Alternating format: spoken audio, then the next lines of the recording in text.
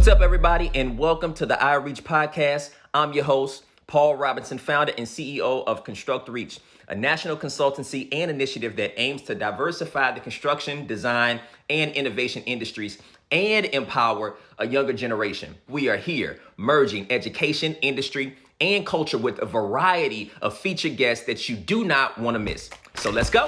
iReach. So on today's episode, we've got Mr. Ted Kelly. He's got an amazing story that involves missiles, bombs, and also huge insight on the hospitality industry. So take us through your journey of kind of how you got into the industry, and at what point did you discover that this industry was for you? Oh wow, that's a heavy question. Great question, but a heavy question at the same time. I'll try to do the brief version of it so that I don't bore your audience. But so I am an industrial engineering guy by study. Okay, industrial engineering, computer science, and actually I spent the first 12, 14 years of my career. You know, the first 7, I was building bombs in Atlanta with Rockwell International and, you know, learning a lot about high technology and things that the government does that, you know, we're 20 years behind before it really hits the street. And it was just crazy interesting. And I learned that I like doing a lot of things with my hands.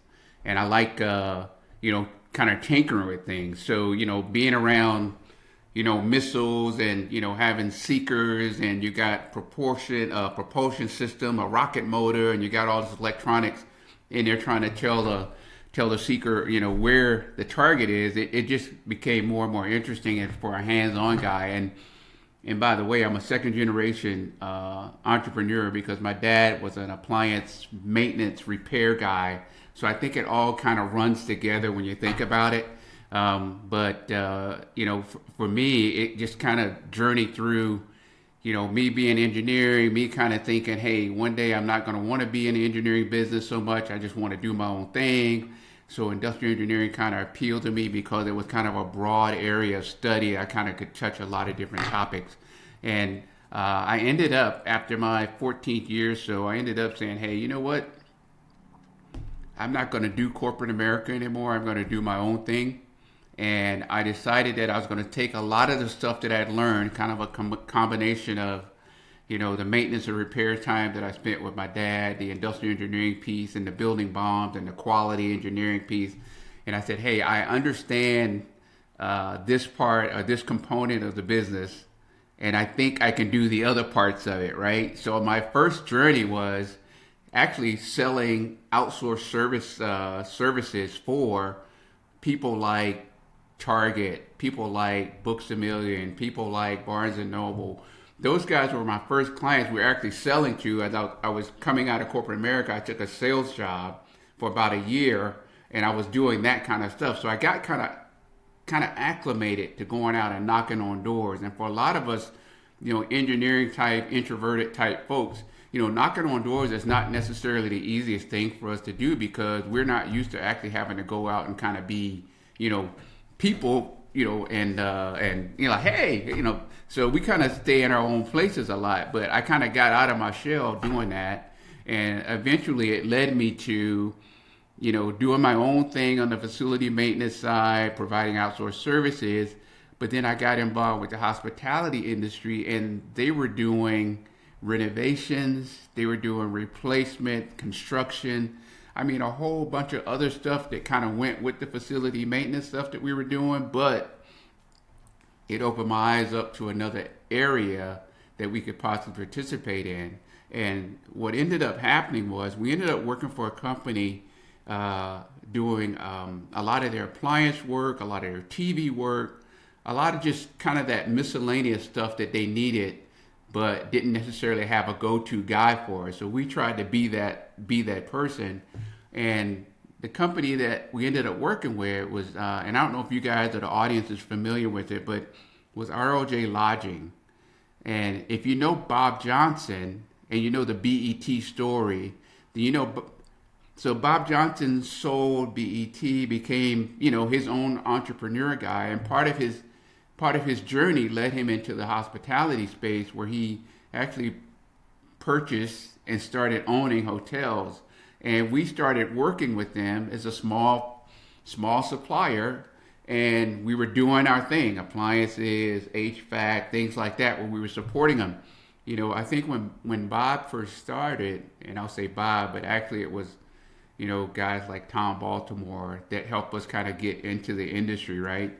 Uh, they had like 6 hotels, Homewood Suites hotels, and they were kind of spread out from Florida to Texas to Massachusetts. Well, we were helping them support those, every year, capital money that they had to spend to do the upkeep, and it just kept growing, and it kept mushrooming. So from that, they kept acquiring other hotels, and pretty soon, what ended up happening was, and I try to be brief, and I know I'm not doing a great job, um, is they ended up buying about 200 hotels. Wow. And when they did that, what ended up happening was there was a lot more construction work that was going to be taking place. There was a lot more stuff that they were going to need help with. And we were already into the system, and we kind of understood how they work. And they kept saying, Ted, we think there's a place for you to help us manage this construction work. So we we became the go-to guys, so to speak, for helping them organize their capital plans every year, identifying project managers that we thought could help us get the work done, managing the budget. Here's the scope, here's the reporting, and of course, you're getting tossed to the fire when there are problems on a project. So in that construction world, understanding what the scope is, making sure that you're getting the buy-in from the guys that own the project, saying here's the numbers that we're going to go at for this project, and being able to report on it on a weekly, bi-weekly basis. And when the numbers aren't hitting just where they ought to be, well, guess what? Somebody's got to stand up and talk about that and say, well, here's what we got to do, and here's what we think happened. So we got immersed in that. So that was 10 years, 12 years ago. So in that little journey, I mean, we've learned just about every trick and trade there is to do on a renovation. I've got guys on my team that can take chillers out and replace them, and cooling towers. And I tell them, I say, man, y'all just tell me when we get to a snag, because I want to be a part of the problem solving. As long as y'all can keep the work going, I'm happy. Y'all just let me know when I can help solve the problem. But it's been a wonderful journey getting into the construction world. And to your point, I think you mentioned it earlier, a lot of us don't get exposed to it, especially early. And I think if our kids could see some of the stuff that they could really do, then I think that changes their perspective on where they want to go. Their trajectory automatically, shoots up because, hey, I want to do that. So Yeah, it's no, a that's cool. I mean, that you mentioned it, and thanks for sharing that story. But when you get back to seeing what you can be, I think that's very important. You talk about your father and being an entrepreneur and growing up underneath that and seeing what it looks like. I think just having that exposure and being able to see those things modeled before you with someone that you can identify with, it speaks volumes, right? And I think it's led to kind of you being where you are as well. It played a role, I would say, in some very formative years of your life. And that's what we try to do, right? Is to put emphasis on the importance of exposure, right?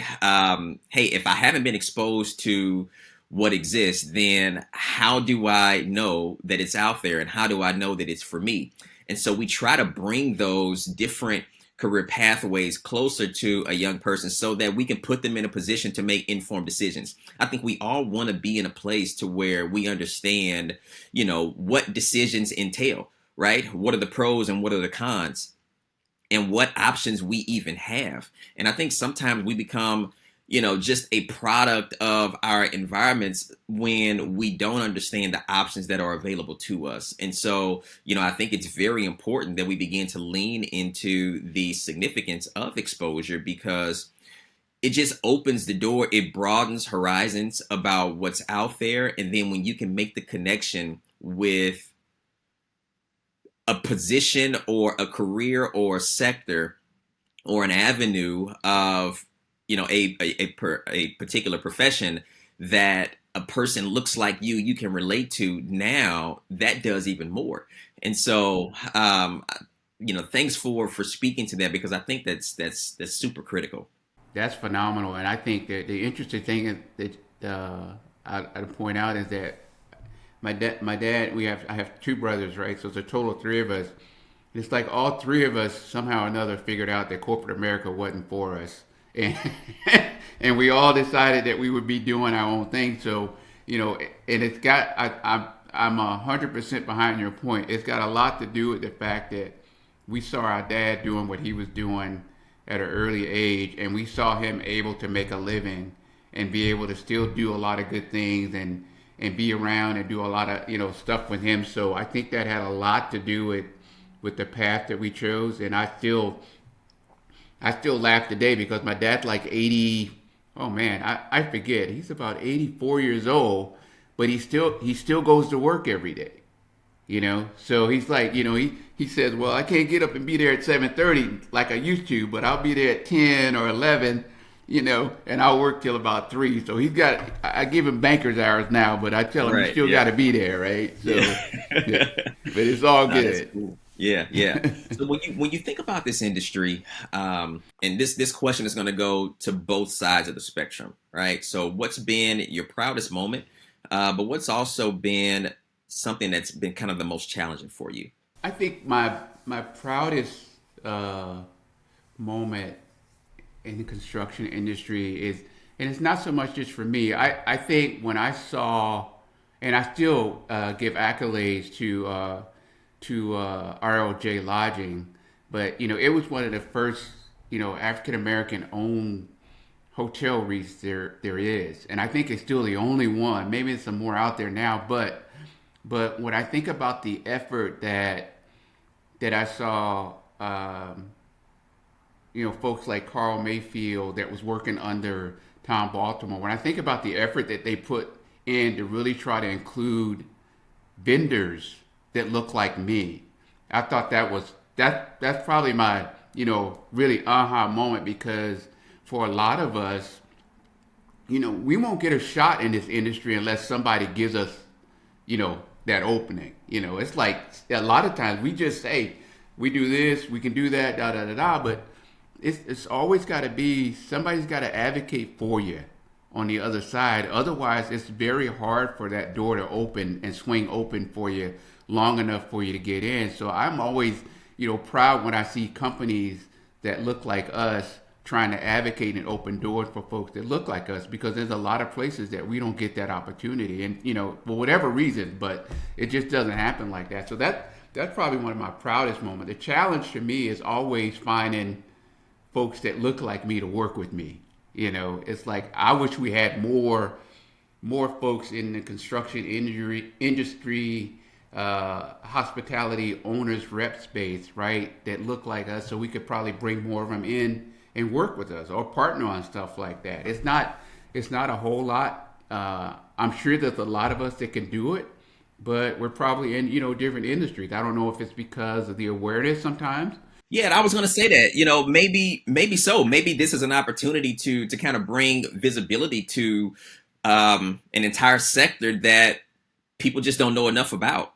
Yeah. So in the owner's rep space, essentially, which is what we're doing in the hospitality space, you're helping large real estate investment trusts. So for us specifically, that would be hospitality real estate investment trust. So every year you've got guys that's got 100 hotels, 200 hotels, 50 hotels, whatever it is. But now, they've got these capital plans where they've got to go out and they've got to invest this money in their asset, their portfolios. So a typical REIT does not have the staffing or the manpower to be able to go out and oversee and execute projects on a case by case basis. And a lot of times they will find guys like us or owners reps or third party project managers, and they will go out and like I was mentioning earlier, we would, okay, here's what the PIP says. So every hotel brand, the Marriott, the Hiltons, the IHGs, the Hyatts, all of those guys have a PIP, a property improvement plan. So anytime a property is coming up on its renovation cycle, they're going to come out to you and they're going to say, hey, Paul, here's a PIP for XYZ Hotel. You guys are due. Take a look at it. And by the way, it needs to be done in 12 months. So that's how they say, hey, you want to be a Marriott hotel or a Hilton hotel? Well, guess what? Our products have to look good all the time. We don't want you having look like you need to have the wheels running off of it or something like that. They're gonna something that's off brand. They're gonna make sure that if it's got a Hilton flag or a Marriott flag on it, they want it to look good. They want it to be in top shape all the time. So they give you this PIP, and so a lot of times these real estate investment trusts, they need help, and that's where we kind of come in. Now, prior to COVID, that was pretty much a guaranteed thing. You knew that there was going to be work that had to be done every year, but when COVID came, how's things changed post COVID? Yeah, COVID put the brakes on everything for like 3 years, 2 years, 3 years. I stopped counting. That's why I got in the podcast business, because I was like, man, I got to talk to people. I gotta do something, because our stuff is slowing down. But but now that post COVID, things are picking back up. So now there's a big backlog of things that need to be done in a lot of hotels. Yeah, deferred maintenance. There's got to be upkeep. Lobbies need to be refreshed. Guest rooms. There's a slew of things that's going to have to be done regarding hotels and renovations and maintenance and things of that nature. So I suspect the next few years is going to be really busy for us, because there's a lot of work that's got to be done. A lot of stuff that's going to be hitting the street. But that's kind of my challenge, is finding folks to work with or work with me, right? That can do that kind of work in this industry.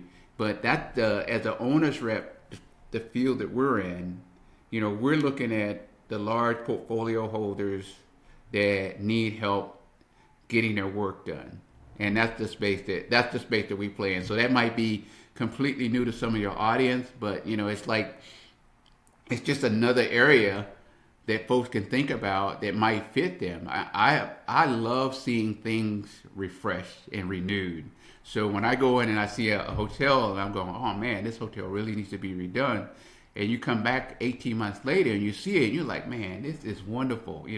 I'm a atmosphere and a feel guy. If I can feel good in the atmosphere, you can pretty much guarantee I'll be back to visit you, every time I'm in the city or something like that. So, but it's a really interesting industry. It's got a lot of challenges. When you think about, it takes about 18 months, 24 months for a renovation to really happen, but you're doing a whole bunch of stuff months and months and months in advance before you get to that real place where you're seeing a hammer hitting the wall. Yeah. So what's rewarding, right? We talked about some of those challenges and wanting to work with more folks that look like you. But then also there's got to be something that keeps you as well, right? And so what's been the most rewarding and the most promising thing for you? I think being able to go in and help clients get what they need done, and to have them come back and say, hey, we got some more work for you to look at. We'd love for you to look at this stuff. That's probably the most rewarding part of it, other than going in and seeing the finished space and taking the, when you look at the before and after pictures, it's like, oh, wow. Oh yeah, that's always a good feeling. Yeah, that's like, man. And so I think that's the most rewarding part of it for me. My wife says I can't walk in any place without looking at it and start looking at, like, man, what about that? So are you admiring the space or are you critiquing the space? Yeah, well, I can always, hey, you guys look like you used a renovation. If you need help, call me. Right, call me. I'm the man to call. I can help you out. Yeah, absolutely. But we're like any other industry. We have our challenges. Like when you think about the furniture, a lot of the furniture for the hotels is built overseas. So you're dealing with a lot of, cross the water stuff. You hear them talking about the ports when they have these strikes in the ports. Well, that's a killer for a hotel project because now you got a bunch of stuff sitting on the water or sitting out in the in the port, and you can't get it off because there's nobody working. Yeah, nobody working, no room. Yeah, yeah. So you got stuff like that happens. It's the lead times are crazy now. I think you have to if you're doing an elevator mod right now. I think you got to start 12 24 months. I want to say 12, 18 months on ordering the parts because the elevator stuff is really specialized and you got to really get in front of that. So these are all the planning steps that folks like us in our industry have to really know and kind of keep our hands on because, when you look at, okay, what's the end date for the renovation? Okay, so we need to be out here now, because you're always kind of dicing that up and trying to manage the risk for the client so they can make sure they get everything done in a timely fashion and they're happy with the product. Oh, that's cool. So, you've been in this industry, you've kind of been at it for a while. And I'm sure, things are probably different than when you first came in and you're seeing differences kind of within the industry in real time maybe. But what is some changes that you would like to see that maybe you haven't seen yet or you just haven't seen enough of? Well, I think one of the great initiatives that the hospitality industry is going through now is the sustainability mode. So you've got a lot of people trying to figure out ways to reduce, uh, the footprint of carbon emissions. Paper. They want recyclable products in the rooms. Yes, they're stopping actually putting some things in the rooms because they don't want to create problems for the landfill. So I think it's a great initiative. And what's even more, I think, what's even nicer is that you have actually guests that are looking for hotels that are green. They want green hotels. They want that. So now you've got this big push to a lot of hotels, a lot of ownership groups trying to figure out, and they call it ESG, the environmental sustainability and governance initiative that I think is going to continue to get huge in the next 5 to 10 years. It's all a big push to try to figure out how to take it easy on the environment. Yeah, yeah, Because being more environmentally, yeah, friendly and conscious. Yeah. and you're catering to an audience that I think is going to continue to grow.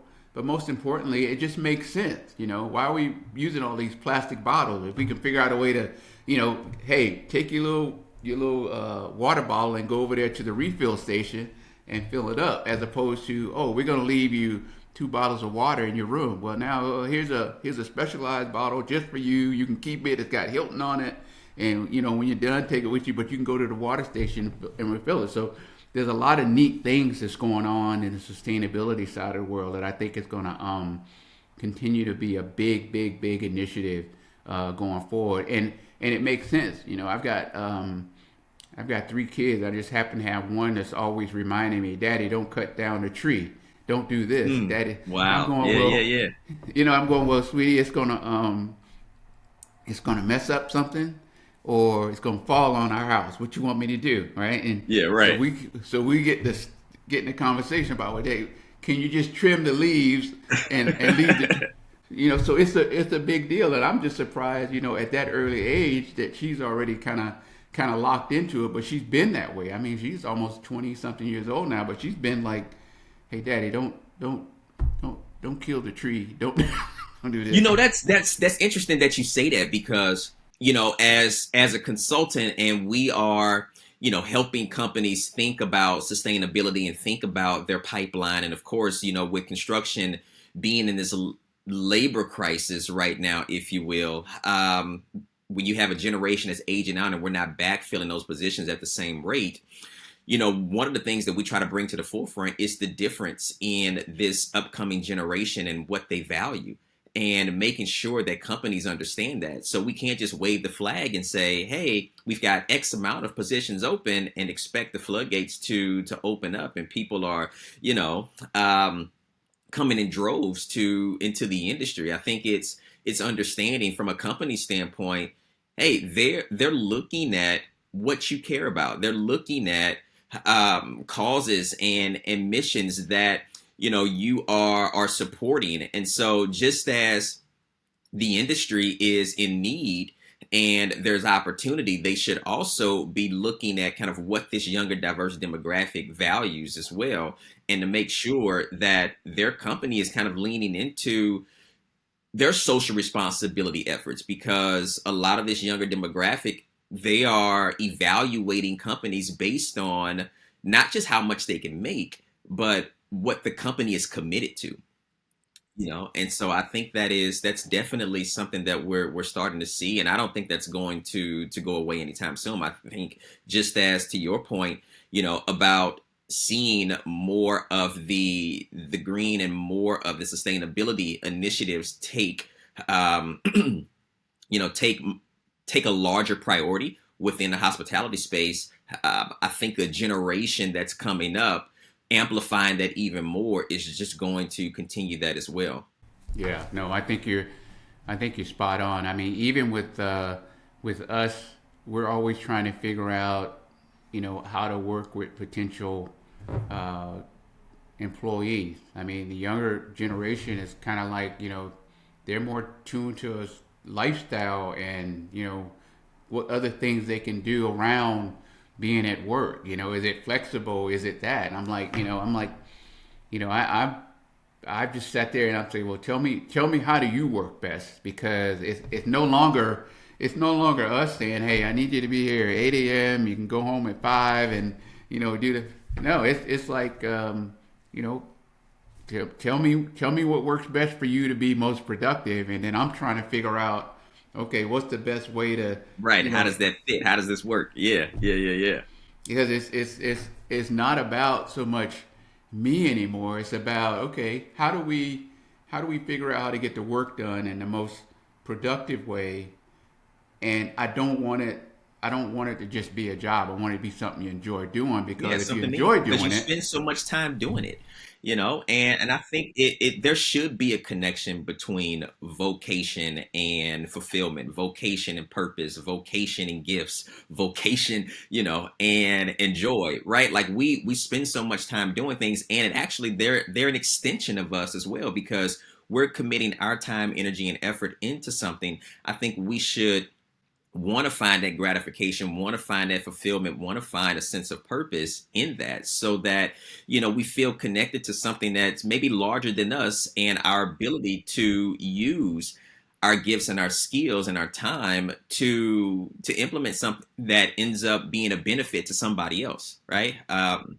Making that connection, I think, is very important. and the earlier us older guys with the gray hair, right? The earlier us older guys can figure that out and connect with it, then the faster we are to figure out how to move the pieces right in the right places. And he's like, okay, so now we got that. We can do this, and and see how it goes. But I like to try things. I'm a guy that tries a lot of things. They may not always work, but Yeah, yeah. we try. No, that's good. That's good. So listen, man, this has been a very good conversation. I can go on and on. But one of the things I want to do is, we have our app. It's our ConstructReach app. We call it our CRC, the ConstructReach community, and we post questions in there. But every now and then, we like to bring those questions kind of outside the community and onto the episode for our guests to answer. And so one of the questions that we have going on for the month is this here, and I want to get your take on this before we wrap up. So this is the question. So what's one telltale sign for you that shows you that you're growing personally and or professionally? Oh man. So what lets you know you're actually growing, getting better, maturing, however you want to take growing, right? Well, well, I think for me, it's the way we hear what our client is saying when they're not saying it. I get on these calls, particularly when we're talking with new clients or potential clients, and my reason for really getting on the call is to kind of introduce the firm, what we do, and let the guys that have their different specialties kind of talk about what we can help them with. But what I really am doing is trying to hear what the client is saying but not saying. It's like, what does he have going on behind his questions or his comments that we need to maybe evaluate or think a little bit more about. So it's kind of like you're asking all of these questions, but you're really trying to and extrapolate what's behind all of that, because there is something that the guy has that he's trying to resolve. Is there a problem? Is it something he's trying to head off in a forecast? So I'm always... What's your buy-in motive? Right. Yeah. So early on in my career, I probably would have been just taking what he was saying at face value and saying, yeah, but he said we wanted to do this, let's do that. But so now I'm at a place where, I've heard that answer before, and I know what he's saying, but then our experience tells us that it could go down 1, 2, or 3 paths, and we probably ought to be prepared to address either one of those, and that gives us a better opportunity to help fulfill, the objective that he's trying to get to with the project, or whatever it may be, because there's always a slew of different things that come up.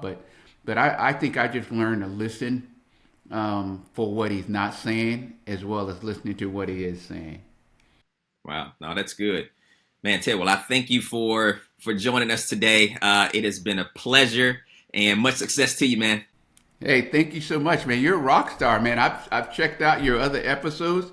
Hey, you're doing it, man. I really appreciate the stuff you bring into the airways, and I've got to subscribe so I can get the notification when it comes up next time. Absolutely. Thank you. I appreciate the support.